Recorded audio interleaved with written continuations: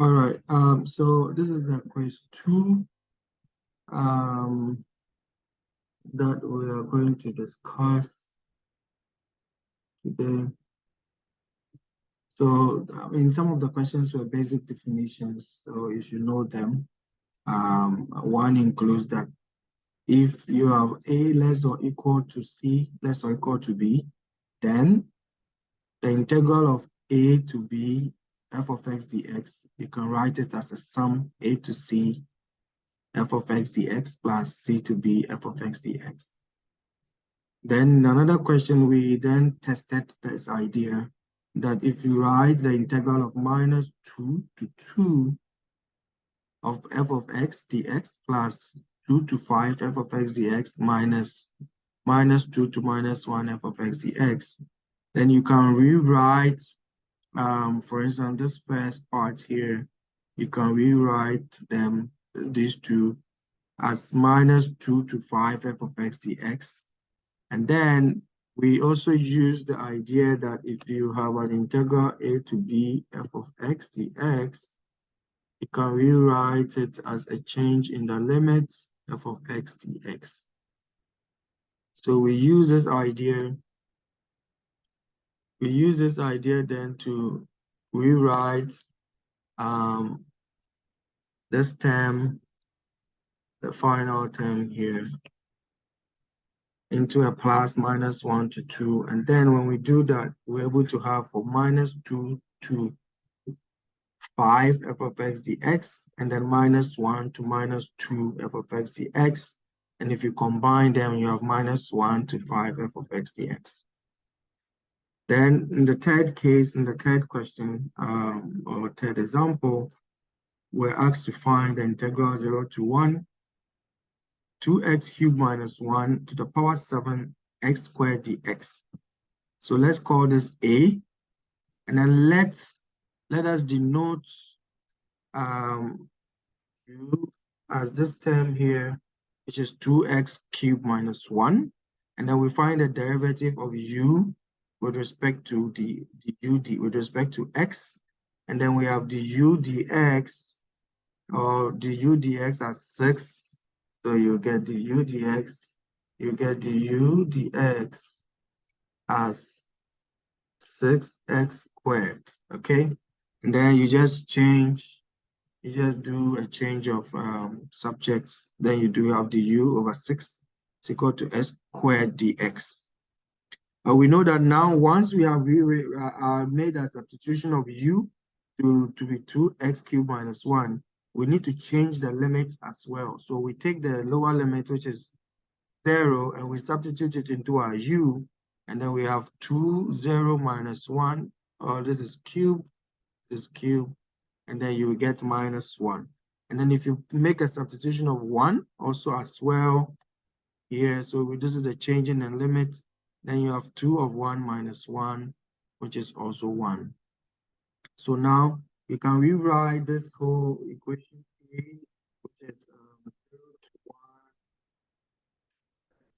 minus 1 as integral minus 1 to 1 u to the power 7, okay, du over 6.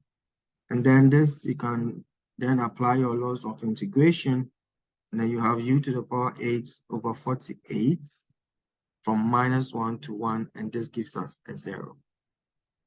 Okay, then we had another question of where you have to find the integral minus 2 to 2 of the absolute value of x plus 1 dx. So first, you need to find a point of singularity here where you take this x plus 1, equate it to 0, and then you find that x is equal to minus 1. So x is equal to minus 1, and then you can rewrite your absolute value x plus 1 to be equal to minus x plus 1 when x is greater than, minus 1, and then x plus 1 when x is greater than plus 1.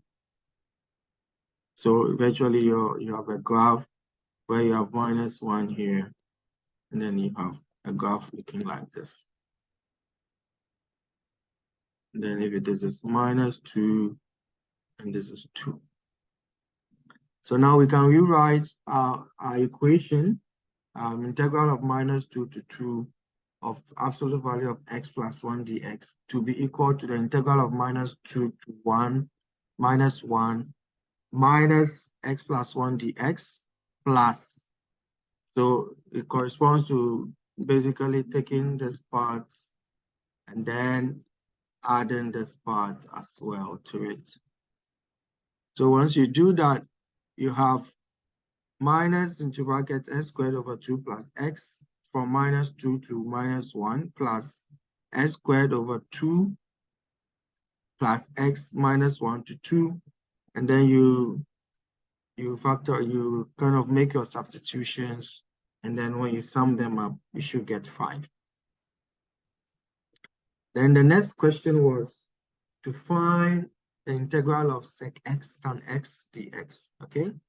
And then when you make, we know what sec x is. We know that sec x, we know sec x is basically 1 over, we know sec x is 1 over cos x, and we know tan x is sine x over cos x.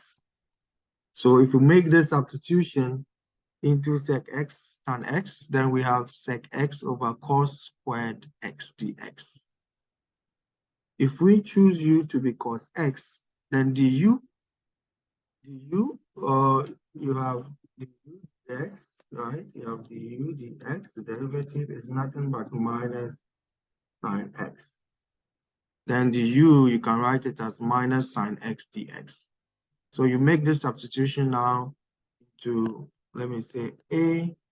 So substitute everything, substitute b into a, and then you can rewrite it as minus du over u squared. And then you apply your integration rules, which is now you have 1 over u plus c, but we know u to be cos x, so we substitute cos x to be u, and then 1 over cos x is sec x. So this is what gives us the solution required. Then we are given the function tan x over 1 plus 2 sec x as well, and then we want to find the derivative. So this is nothing else but if you have quotient, then you should know how to derivative over v. And we said that the derivative is v du minus u dv all over v squared. So we apply this formula here where u is tan x and v is 1 plus 2 sec x. So if we make this substitution, then we're able to put in 1 plus 2 sec x, then the derivative ddx of tan x minus tan x ddx of 1 plus 2 sec x all over 1 plus 2 sec x squared. And then you know that the tan of x is also nothing but sec squared of x. And then you know that in this other case, you know, the derivative of sec x is nothing but sec x tan x. So you just make the substitution and you derive your final solution. Then we had another integration where a differentiation where you're supposed to differentiate y is equal to tan 3x squared plus 1. Then you know what usually happens is this is a composite function type. So you have the derivative dy dx, then you differentiate the tan, which is sec squared, then 3x plus 1, and then now you differentiate what is in the bracket here. So if you do that, then you have sec squared 3x squared plus 1, and then the derivative of 3x squared plus 1 is 6x, and then you write it out as 6x squared 3x plus 1. Then we're asked to find also the derivative of y is equal to 2 of x, 2 to the power x. And I know some people will say you write something like x 2x minus 1, but this is not correct. So first, you do a log, you apply a log to both sides, and then if you do that, you have log y or ln y is equal to ln 2x, and then you apply your log rule, so this is x ln 2. Then now you find the derivative of both sides, so the ddx of ln y is equal to ddx of x ln 2. ddx of ln y is nothing but an implicit differentiation, so it's 1 over y and dy dx. Then on the right hand side, x ln 2, so you just you find you are left with ln 2. So you take your y to the other side, and then you write your dy dx to be y ln 2, and we know y is given from this side, so we substitute y, and then we have 2x ln 2. Of course, you can use, it can be a log, it can be a ln, it's okay. And the next question was also to find the derivative of x, y squared plus 6y plus x is equal to 0. And then when you have such a problem, you know you have to apply the derivatives. So the first part here is a product.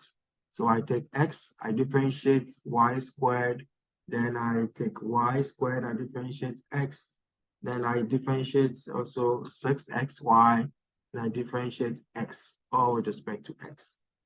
So for the first part, because of the y squared, we apply the implicit rule. So we have 2xy dy dx. Then the next part is the dx, so it's 1. Then we have 6 dy dx, and then we have another plus 1 is equal to 0. Then we factorize the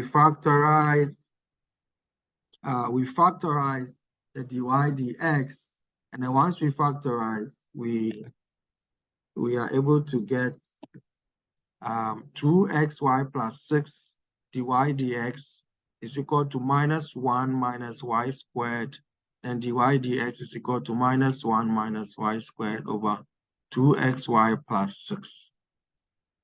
Then next, we have wanted to find out which function from minus a to a of f of x dx will give you 0. So you can just substitute the functions there, and then if you do your substitution, you see that there's one function that gives you 0, and that is 3x minus 2x squared cubed plus x to the power 5. If you do this, you see that this function will give you a 0. Next, we wanted to find the area enclosed by a graph. X is equal to y cubed, and then x is equal to 4y. So first, you need to find the points on the graph that intersects the x-axis. So you do 4y minus y cubed is equal to 0, and then if you do that, you'll be able to find that at y is equal to 0 and minus 2 and 2, the graph crosses the x-axis. So now we know that we have an interval minus 2, 0, and 2. So all we do now is to find the sum of this curve. Now we realize that from minus 2 to 2, we have a curve. We have the negative part of the curve, and then from, so this is the y-axis, sorry, and this is the x-axis. So from minus 2 to 2, we know we have the negative part of the curve, and then from 0 to 2, we have the positive part of the curve. So if you find the sum of these integrals, you then be able to apply the integration rules in a straightforward manner, which you sum up together to get 8. Then we also wanted again to find the area under a curve, where we have a curve y squared is equal to 4x and then wanted to find the area between the interval x is equal to 4 and x is equal to 9. So in that case, you have y is equal to the square root of 4x, which is the same as 2 of the square root of x. And then you substitute this into your integral equation, and then you have 2 integral 4 to 9 square root of x dx. Then if you can write it out as 2 integral 4 to 9 x to the power half, and then you apply your integration rules such that you now have 4 over 3 x to the power 3 over 2, 4 to 9. You make your substitution, and then this will give you 76 over 3.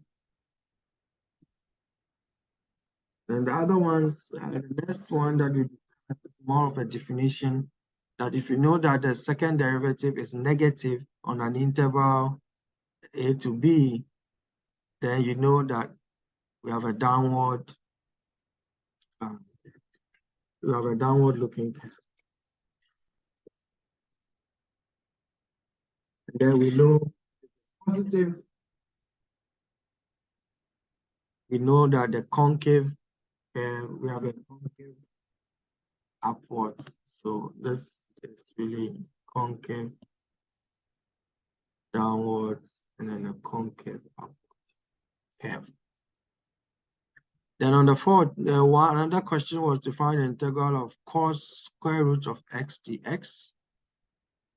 And of course, if you apply the normal techniques, you will not get the right answer. So here you see that if you take u to be square root of x, then you find the u dx, all right? You find the u dx, and then the u dx is nothing but 1 over 2 square root of x. And then du is 1 over 2 square root of x dx. And then of course, du or 2 square root of x du is equal to dx. And then we know that square root of x is equal to u, so we make the substitution there. And then once you do that, we see that we have 2 square root u cos u du. And we usually, in this case, we apply a special technique such that you have u and then the derivative. So you have u and then the derivative. So if u, this is u, and then this is, you call this v, then you have u, the derivative of v minus the integral, okay, the integral of the derivative of v du. Okay, and if you do that, you'll be able to finally find a solution to be 2 square root of x sine square root of x plus 2 cos x square root of x. But the idea behind this particular question was for you to find just the first component, not to bother yourself with the full solution. So in essence, if you have the integral of cos square root of x dx, you can write it also in a straightforward as sine square root of x over half of square root of x. And then this gives you directly 2 square root of x sine square root of x. Of course, the other term is not really critical in this condition because we just wanted you to find the first term. Then on the question on the circular, the right circular, this was a right circular cylinder, right? A right circular cylinder is inscribed in a sphere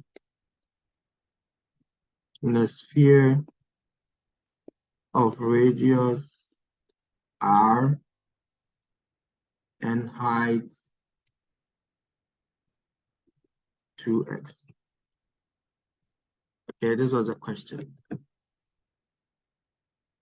So the first part was to find a formula to find to express the formula, to find the formula, right? To express this in terms of that. So first you need to draw a circle, and then draw inside the circle a cylinder.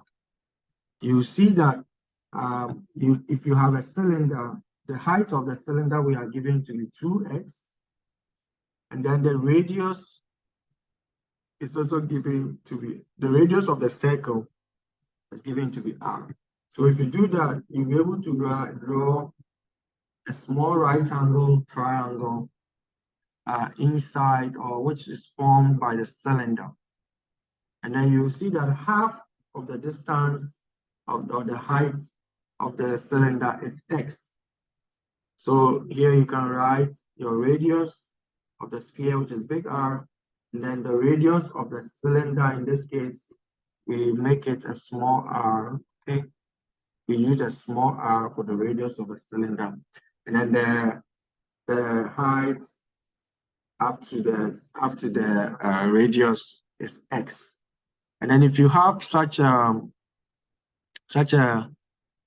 scenario, you know that the volume of a cylinder is pi r squared. So the volume of the cylinder, right? The volume of a cylinder is usually given by, the volume of a cylinder is given by the pi radius, okay, r squared, and the height. That is the volume of the cylinder. So here we know the height to be 2x. And so if we make that substitution, then we'll have pi r squared 2x. And then this is 2 pi r squared x. But the radius of the sphere, and then with regards to the radius of the cylinder, we use the Pythagorean formula, which is r squared is equal to x squared plus r small r squared. This r is the r with respect to the cylinder. So we have an r, we have an r here, we have an r here, so we can make a change of subject. I call this equation 2, call this equation 1. So we make a change of subject, it's in equation 1 for a small r, and then we substitute 2 into 1, okay? If you do that, then you get 2 pi into brackets r squared of x minus x cubed. To find the critical value means to find the derivative of the volume with respect to x. So we just find the derivative dv dx, and then this gives us 2 pi r squared. Of course, v is because v is equal to 2 pi r squared x minus 2 pi x cubed. So if you find the derivative, then we have 2 pi r squared minus 6 pi x squared is equal to 0. And then if you equate them, then you have